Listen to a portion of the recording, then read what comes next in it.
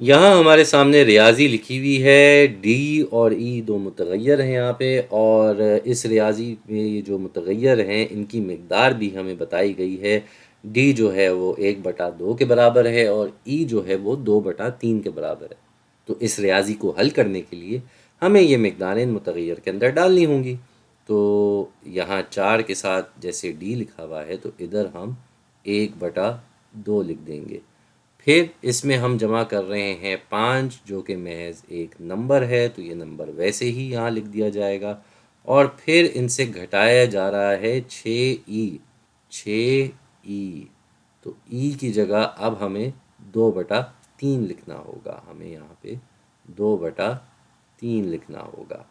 اب یہاں 4 1/2 سے ضرب ہو رہا ہے، یعنی کہ ایک طریقے سے 4 2 سے تقسیم ہو رہا ہے، تو 4 2 سے تقسیم ہو کے 2 بن جاتا ہے، یعنی کہ یہاں آ جائے گا 2۔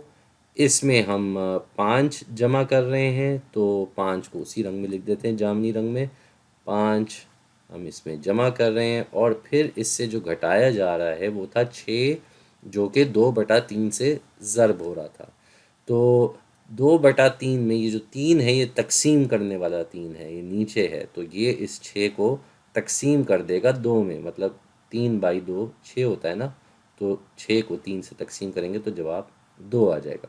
اب یہ دوسرا 2 ابھی بھی کوسین کے اندر ہے، تو یہ 2 اس 2 سے ضرب ہو جائے گا اور ہمارا جواب آ جائے گا 4۔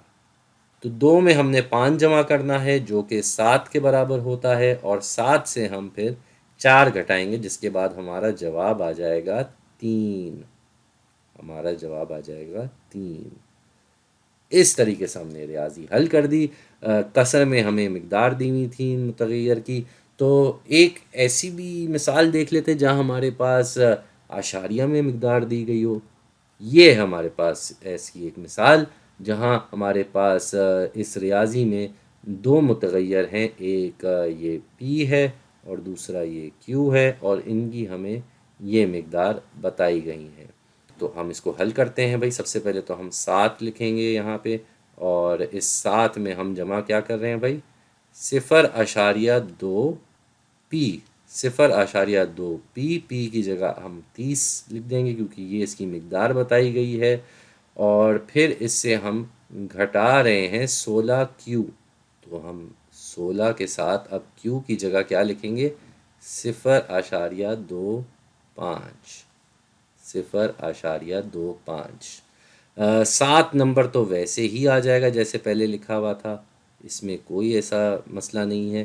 اب اس میں ہم نے جمع کیا کرنا ہے؟ ہم نے جمع کرنا ہے یہ، تو 2/3 جو ہوتا ہے وہ 6 ہوتا ہے، 2/30 جو ہوتا ہے وہ 60 ہو جائے گا، لیکن یہاں اعشاریہ کا نشان لگا ہوا ہے تو اس اعشاریہ کی وجہ سے یہ 60 نہیں واپس 6 ہو جائے گا۔ اس کو اسی کے رنگ میں لکھ لیتے ہیں، یہ 6 ہو جائے گا، کیونکہ یہ اعشاریہ اور یہ 30 کا جو یہ صفر ہے جو کہ 10 کی نمائندگی کر رہا ہے، یہ آپس میں کٹ جائیں گے اور پھر 2 اور 3 مل کے 6 ہو جائے گا۔ تو یہ تو ہو گیا۔ اب تیسری باری ہے اس کی۔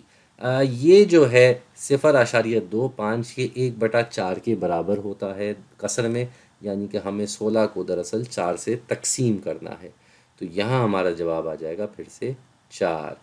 تو یہ ہو گیا بھئی ہمارا کام پورا۔ اب ہم نے صرف ان کو جمع اور گھٹانا ہے۔ 7 اور 6 جمع ہو کے بنتے ہیں 13، اور 13 سے ہم 4 کم کریں گے تو جواب آ جائے گا 9۔